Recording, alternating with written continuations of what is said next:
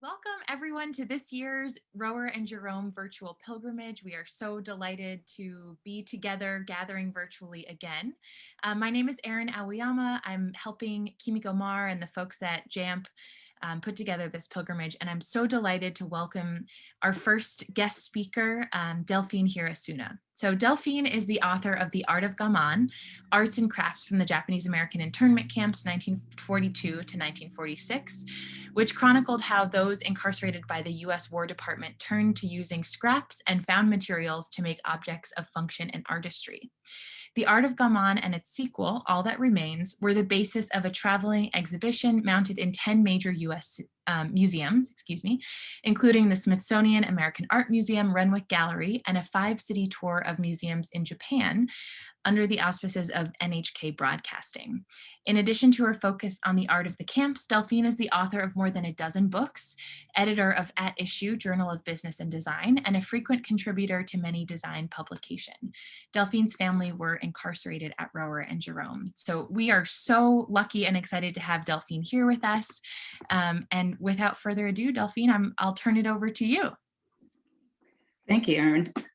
This is especially, I'm especially pleased to be on your pilgrimage because, as you know, my family was interned in Roar. They were first put in Jerome, and then when my dad got drafted into the 442nd, mom and my two older siblings transferred to Roar, which is where my maternal grandparents lived. So this is a very special camp, or it's a memorable camp for me. And I want to talk to you about the arts and crafts that were made in the internment camps. And it was a subject that I didn't know anything about, didn't think about until after my mom died. And I discovered a bird pin that was stashed somewhere in the garage. And I had decided to wear it because it was cute. And someone said to me, "Where'd you get that pin?" And I said, I think it was made in camp. That sort of started me on this odyssey to find out what else was made in camp. And that led me to write 2 books. The latest is All That Remains. And the reason I wrote this book, it's a little supplement, was because the museums where I had my show all said to me, we want to make sure that what you have in the show is represented in your book, because that's what's going to serve as the catalog for the show. And that led me to produce a second book to make sure that's happened. All That Remains is available on Amazon if anybody's interested. This is the pin that I discovered in the garage, and I don't know who made it. It's not one of the better pins that was made, but it was. It started me on this journey to discover what other things were made in camp. And also it started me on a journey to find out what the camp experience was all about, because my parents didn't talk about it. And I think that's true of all what I hear, all nieces. They just didn't want to discuss it. So you knew about the camps, you just didn't know what the camps were. And so when I started writing the book, I realized that I couldn't write about these objects until I had an understanding of what the camps were. Every camp, since this was in a 1 square mile area and people couldn't leave, that they need to sort of start ways to keep themselves occupied, and the art classes were certainly part of that.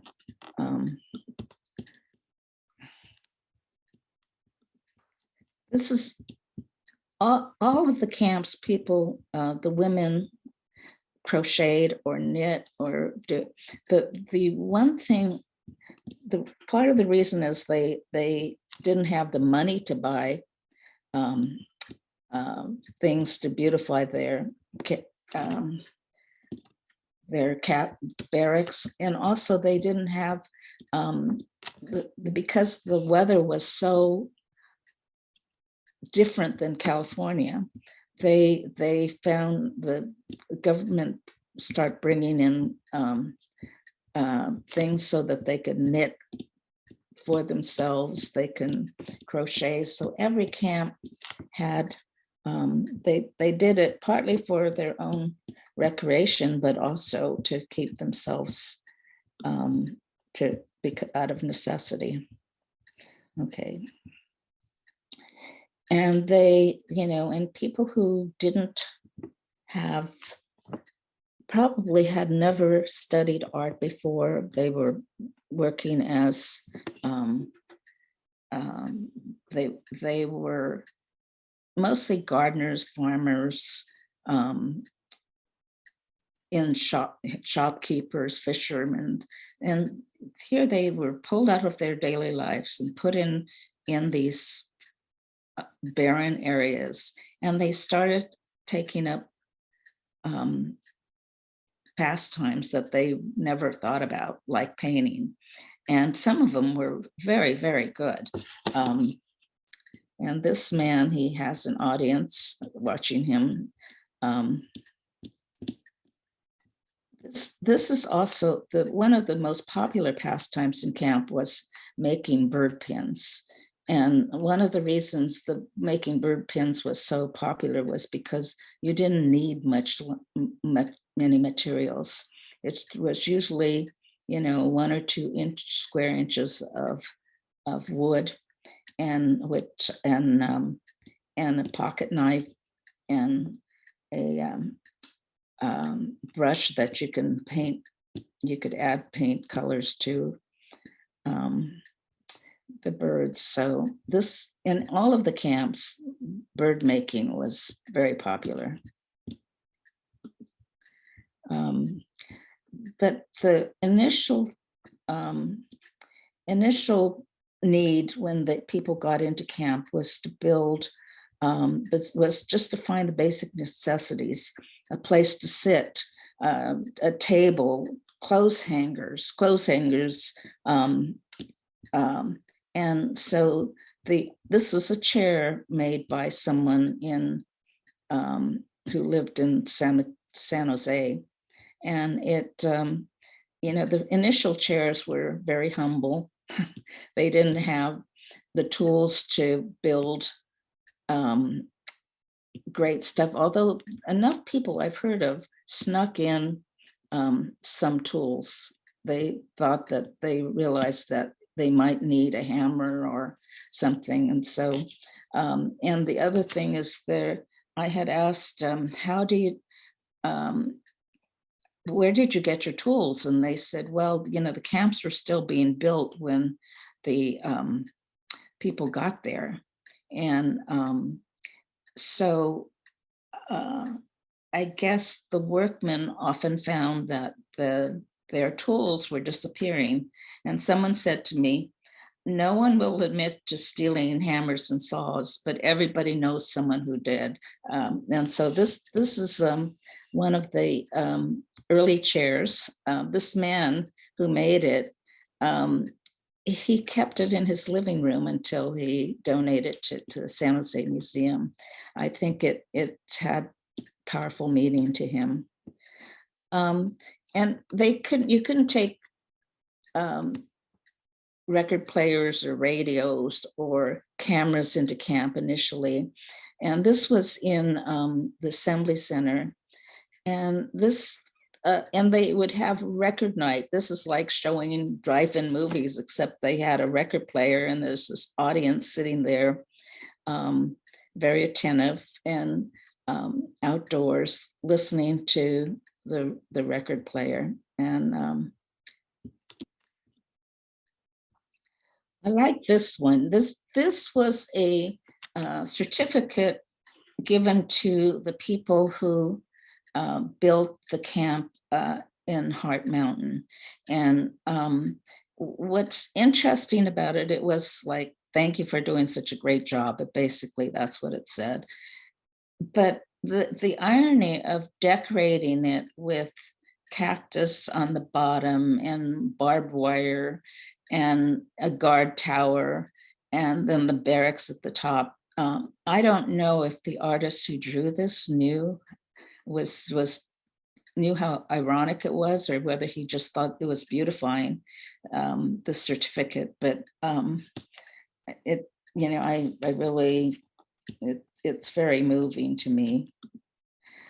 This was, you couldn't, because you couldn't take metal objects into camp, people found collected metal from automotive pool areas, and they started making their own tools. This man made, in addition to scissors and tin snips, he made several other tools. In the boiler room, they could sort of melt down the metal and then hammer out their tools. The barracks did not have anything other than cots and a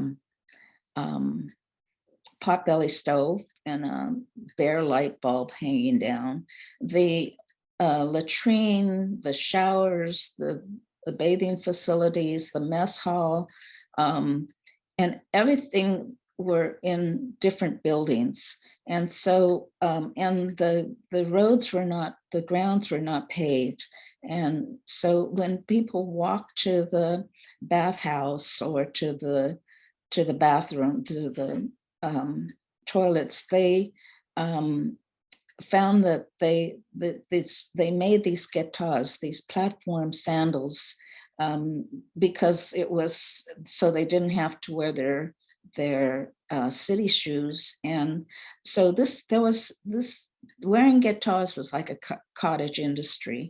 A lot of people and wore them, and I've heard from several people that their lasting memory of the sound in the morning was the clip clop of the wooden guitar as people went to the bathroom and the laundry room. And so every camp had them. Some people started becoming much more creative and painted them. Others were pretty crudely done. This, because even containers to hold things were hard to come by, this basket was made with twine and twisted and woven into a basket, and they used Tule Lake used Tule reeds, and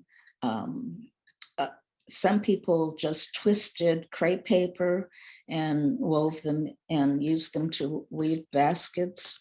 But basket weaving was very common in most of the camps. This is a door sign that says Yamaichi. Every barrack looked exactly alike. So when people got to the camps, they needed to know where they were assigned to live, and they didn't want people walking into their barrack. So one of the first things they did was make door signs identifying who lived there. And this one says Yamaichi.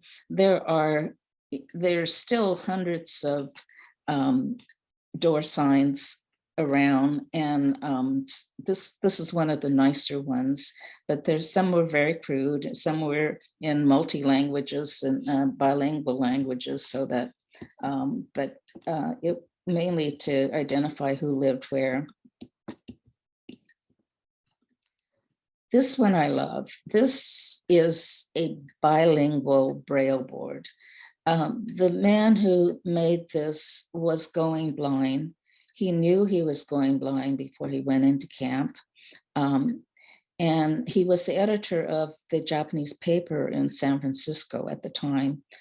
And when he went into camp, he started creating a bilingual braille board for himself. And if you read the legend on the side. It says "Made in Heart Mountain," and he kept a diary that sort of recorded how much he could see every day.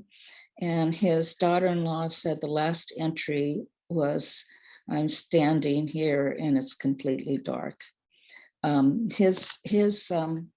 The Braille board was adopted in Japan, and I think it's the first bilingual Braille board around. This man, Mr. Mihara, also wrote two of the definitive foreign Japanese language books, which is used in classrooms, and may still be used in Japanese language classrooms in college. I know my sister had that textbook, but this man was very talented. This is a little tiny chest of drawers, but what's remarkable about it was when I saw it, you look inside and it is really a crate. And this person took cross slabs of twigs and things and glued them onto the outside of the box, and then put putty in there and shellacked them, and it's really stylish. Two of the camps, Tule Lake and Topaz, were built over ancient seabeds. And when people got there, they discovered there were shells. You could, and even now, I went to the Tule Lake pilgrimage, and you could still see lots of shells all over the ground. And what people did was they started collecting the shells, and they would sort them and bleach them and dye them and turn them into corsages and table displays. There was, and this was done in two of the camps. And when people were sent to other camps, they took their shells with them. Someone said that the white shell pins were made primarily because when there were funerals, there were no flowers to be had. And so these white shells were worn at funerals. Art of culture. This is what is called a sending body. Most of the sending bodies are sashes, or they were made on rice sacks. My dad's and my uncle's were both made on rice sacks. It was a custom in Japan to, if someone was being sent into harm's way, to create a sash or something for them with 1,000 stitches on them. And each stitch had to be put in by a different individual as a way of wishing them, sending them off with wishing them safety and good luck. And the tiger was often represented on these sending body because it was represented courage, and apparently tigers returned home. And so this was the wish for them. This one was made, I think, I haven't talked to the man who owned this, but it looked like it was made on this woman's, his mother's slip or something, because it's silk, and she made it into a vest. I don't know if he wore it into battle, although someone said there's blood on the bottom of it, and so maybe he did wear it into battle. Doll making was a big deal. This was made in Topaz, and people had, I think they sacrificed the kimonos or some things that they brought into camp to make them. There are a number of them. This is a game called Hanafuda, And the Hanafuda are card games that we used to play it at Christmas with our grandmother. And this man made a deck of Hanafuda cards, and they were so accurate, and they were so much like the commercial kind, that people heard about it, and he started getting orders from other camps. And I guess eventually he made a set of Hanafuda cards for people in all of the camps. This was made by the Nishiura brothers. The Nishiura brothers were master crafts people, and they built woodworkers. They built the Buddhist church in San Jose. A lot of practicing Buddhists who went into camp made some had some form of made some kind of butsudan so that they could put their family scroll. And I've heard that people made it out of cigar boxes. There were, but these people obviously had professional skills, and this is one of the nicer ones. This is an slate inkwell for Sumiya paintings and things, and there was made in topaz. And the story that I was told was that there was a slate quarry just outside of the camps. And so when they let people roam outside of the camps, this man, Mr. Isayama, carved this inkwell, and he carved some other amazing things, but he was particularly good. This is bonsai made with crepe paper, and it's great. Right. This one is just people, keep in mind, people were in the camps for 3.5 to 4 years. So after you sort of covered your basic necessities, people start doing things more just to entertain themselves. This one is an old, I think it's a birch or aspen tree branch. And these hikers are carved into the branch, and they are they're not glued on there. They were carved in, and it's one piece. This train is pretty amazing, because if you look at it, it's made from tin cans, watch parts, the story I've been told is that one day this old man walked into a museum near Manzanar and said, he just donated the train that he said he made in camp. He also donated a couple of boats that he had carved in camp. What's remarkable about this is its accuracy, and also that he made the tracks, and you could actually roll the train on the tracks. But you could look at it and see little parts of what it's made. I think there's certainly tin cans was the most prevalent material, but you could see watch parts, you could see other things. Bird pins.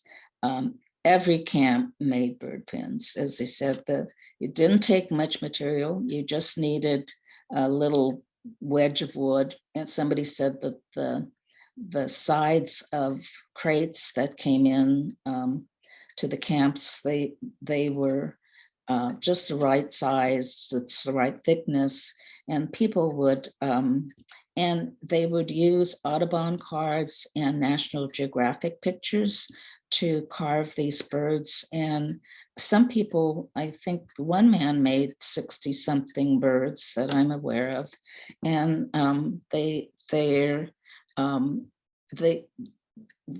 if you look at the legs were made out of the screens that were slapped over the doors and the windows in the camps, and people couldn't figure out what to do with about the legs. And somebody discovered if you snip away a few wires, you could make the perfect legs. And so I was told that as soon as word got out, you couldn't find any spare screens anywhere. And sure enough, you could see when you look at these birds, you could see the wire from, I think, pretty much every camp. There was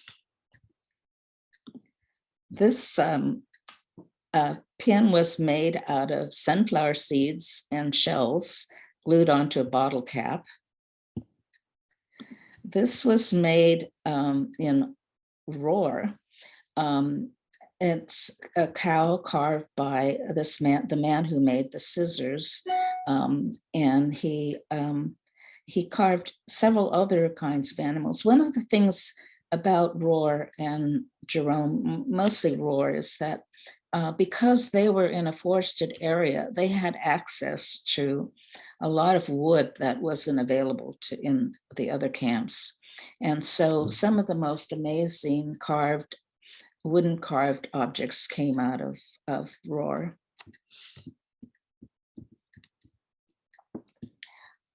This one is Poston, I believe.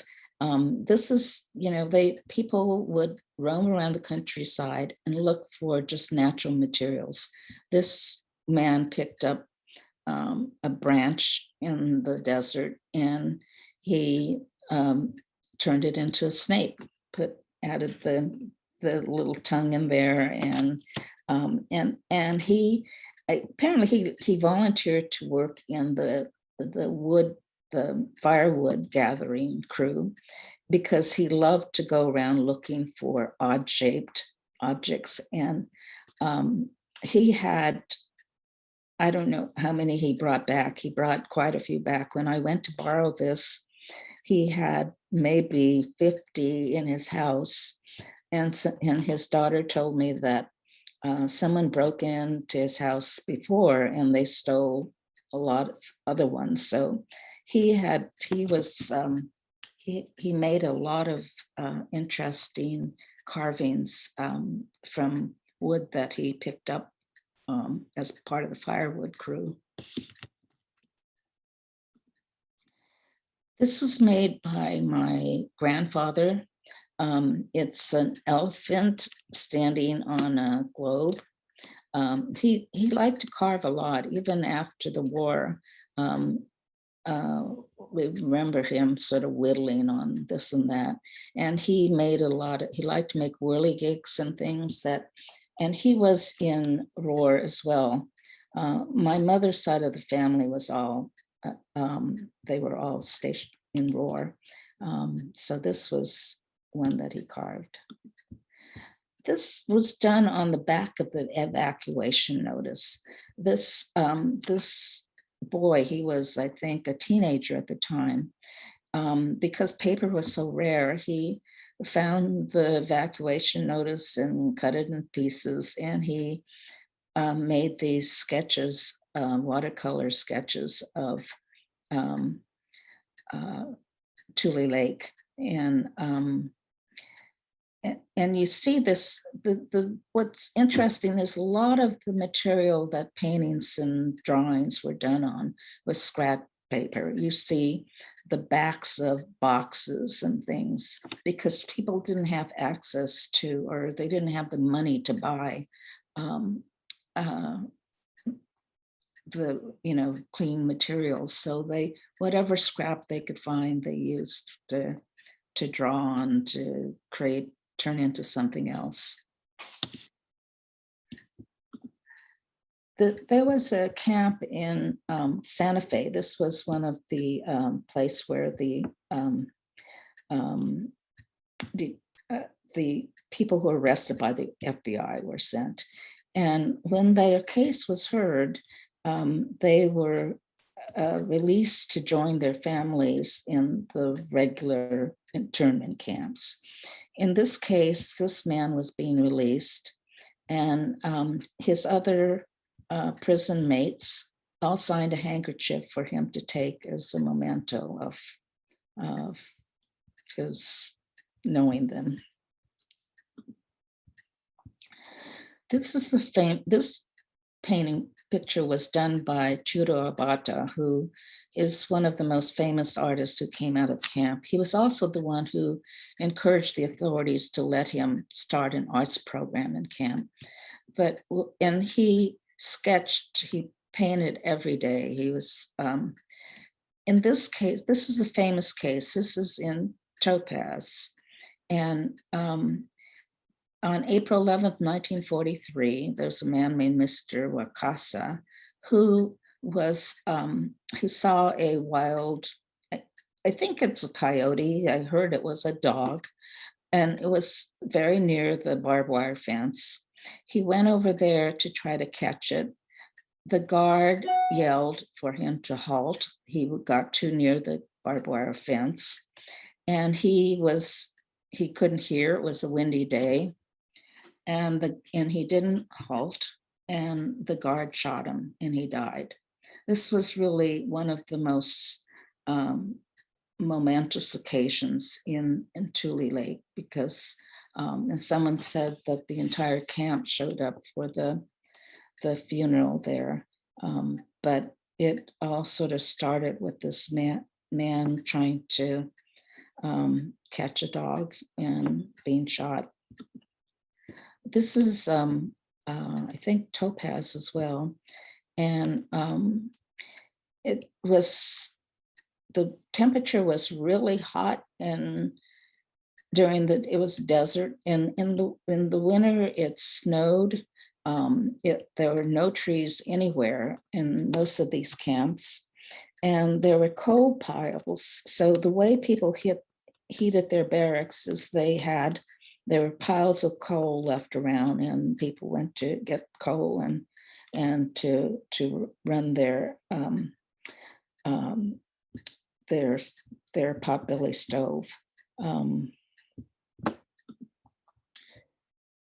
All of the camps had haiku or poetry writing clubs, and they also did a lot of drawings and this calligraphy, and this combined the calligraphy, the poem, and it shows barracks at the bottom. And so it seemed like these clubs sort of worked together, writing haikus and doing calligraphy. In December or the fall of 1944, the government said they were going to close the camps, and people had a year to get out, and they were going to give them $25 in train fare home. This was very traumatic for people. I mean, even as much as they wanted to leave, they knew there was a great deal of animosity, violence in the location, and people were being shot at. They couldn't find jobs. They had no place their homes had been gone. Their property was gone. Where were they going to go? But they had to get out. And within 3 years, this is Roar, Arkansas. This is the block where my parents lived.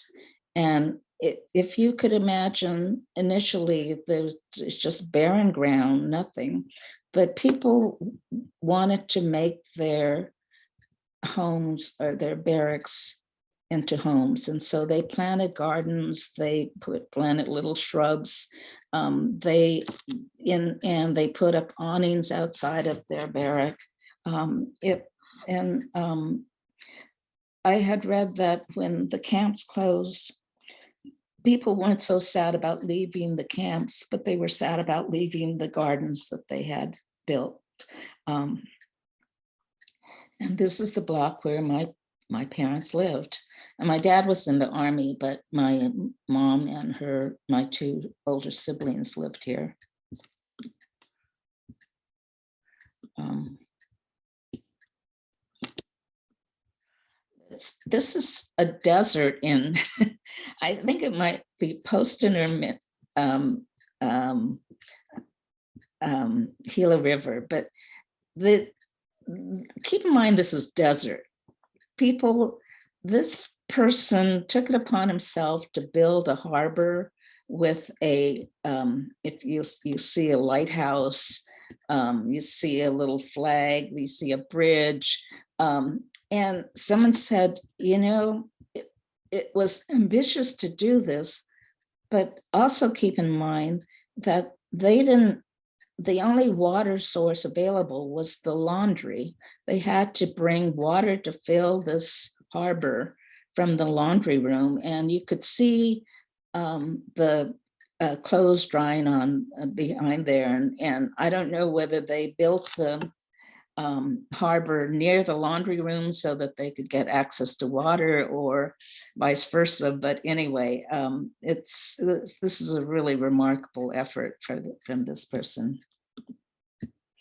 And it was desperate. They tried to continue some sense of daily life, and they created this agricultural show, and so people could go in there to see, and I guess the only thing that really grew there were cactus, so they had a cactus exhibit. By 1945, the camps closed. People were allowed to go home.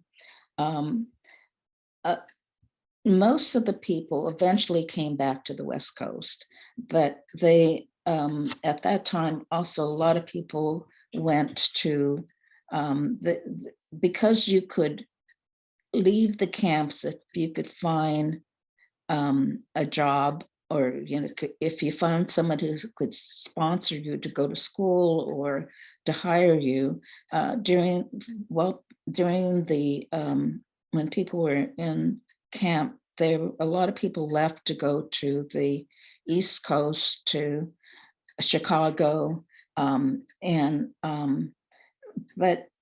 out of the 120,000 people who were put in camp, the majority of them came back to California eventually, or the West Coast eventually. But the diaspora, the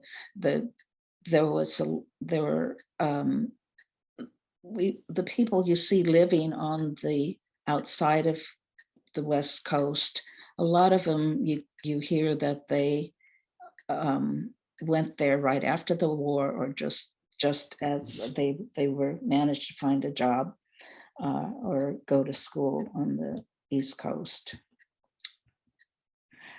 And by the fall of 1945, or actually 1946, the last camp, Tule Lake, closed in March of 1946.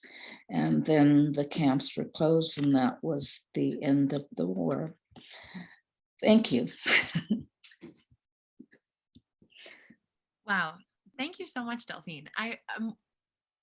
I know folks will have lots of questions, but I'm also wondering, how did you find all of these pieces of art? Like, the National Archive has a ton of the historic stuff is all from the National Archive. Okay. The objects were, I borrowed them. Basically, I borrowed them. I don't own any of the objects myself. When I was doing the book, I started by asking people in Lodi, which is where I grew up, whether they had anything that was made in camp. And most of the people said they said, well, maybe, but it's, if they didn't say, they threw it away or left it behind, they invariably threw it in the shed, or in the case of my my mom and her pen. It was somewhere in a nook in the garage. And But, one by one, people started saying they had things. Sacramento State allowed me to come there with a photo crew, and we photographed objects that they had in their collection. And but basically, 90% of the things shown, the objects shown in the book, were photographed by specifically for the book, and were gathered one by one by me. And Terry Heffernan was the photographer who photographed it, and Kit Heinrichs, um, uh, the designer I work with most frequently, designed the book. So, they did it because they just wanted to help me, and they did an amazing job, I think. But I borrowed everything and then drove it back and returned it. And then when museums started calling saying that they wanted to have an exhibit, I'd have to go, like Manzanar, going there 4 times to pick up things, to drop it off again. And uh, but now, when I first started the book, people didn't think that these objects were of any value. So a lot of people said, if you don't like it, throw it away, which, because they're made out of scrap and things. And fortunately, I didn't. I and I and I also returned the object to the person, because the other thing they said, oh, you could keep it, whatever. Um, but I I thought I wanted to just make sure that I got it back to the owner. And now there has been people are beginning to reevaluate what these things were, and there's and so now more and more people are looking upon them as objects and artifacts from the camp, and saving them. But and the other thing, that reason people value them more, is because they lost everything in camp when they went into camp, and they didn't have any, not even family pictures, because the first 6 months that they were in camp, they didn't have cameras. So, like my sister was born in camp, and there are no baby pictures of her. They sort of start when she's like 1 year old. And so someone said, no one has baby pictures if you were born in camp there. There's a gap of like 6 months when they didn't have cameras. And so those things, I think, now they're looking at these objects, and it's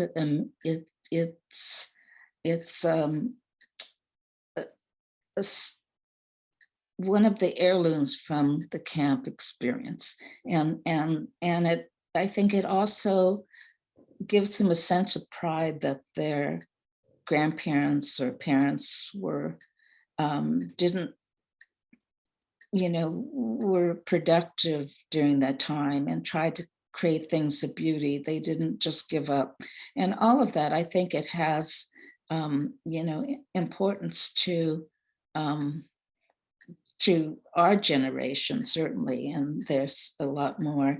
And so in the 10 years since my book came out, I've seen people reevaluate what they are, and save them, and I have a feeling that my grandparents and the Issei's would be flabbergasted that they still have it.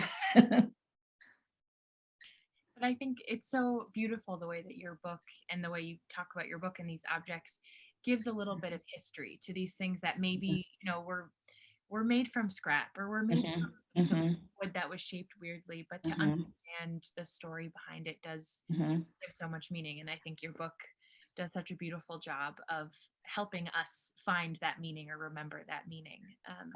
that was the surprise to me when I started working on it. It's like, oh my God, they saved every piece of wrapping paper and they turned it into flowers, and there was and mayonnaise jars, big mayonnaise jars were really valuable.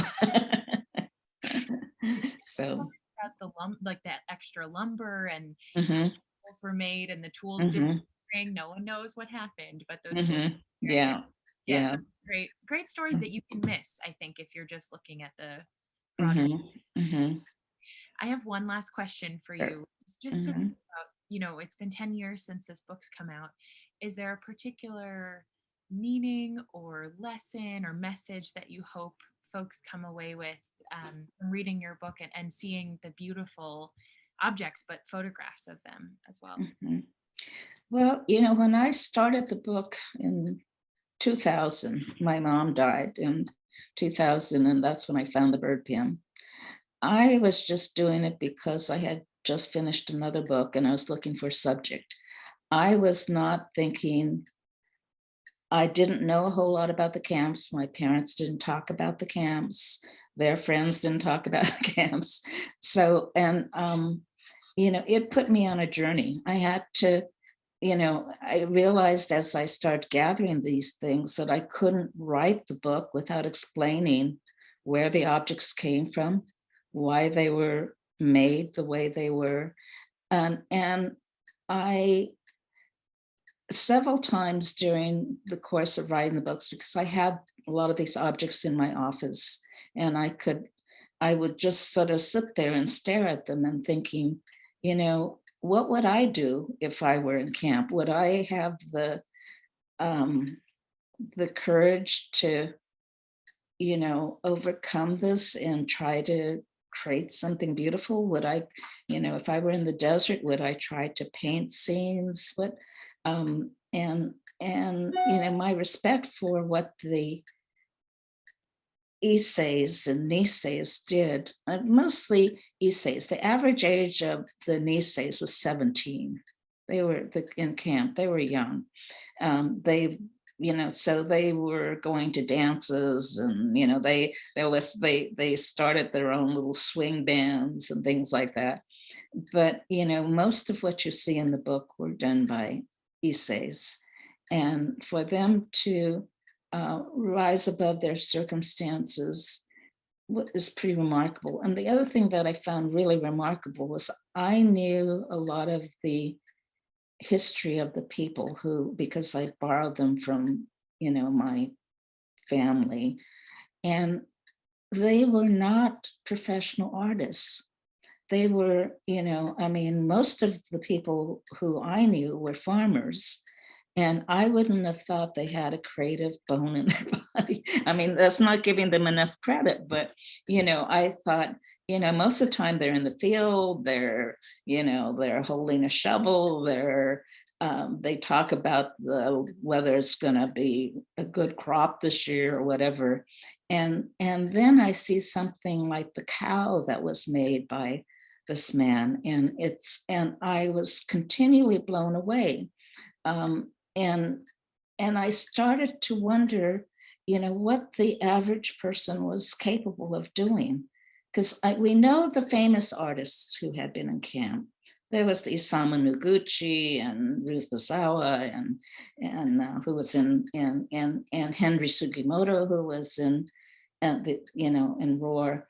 Um, but these were the average people who never became famous for creating anything. And probably a lot of people didn't even know they did that.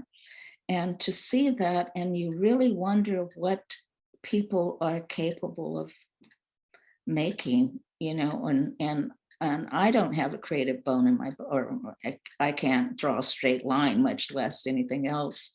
And I would look at it and think, I wonder if I could have done something if I just focused. And I think because they were doing it, as people kept saying, it was just busy work. We had to pass the time. I wonder if you were doing these things without self-judgment. You weren't, you weren't trying to show off. You were just trying to pass the time. Whether there's a creative streak in all of us that is much stronger and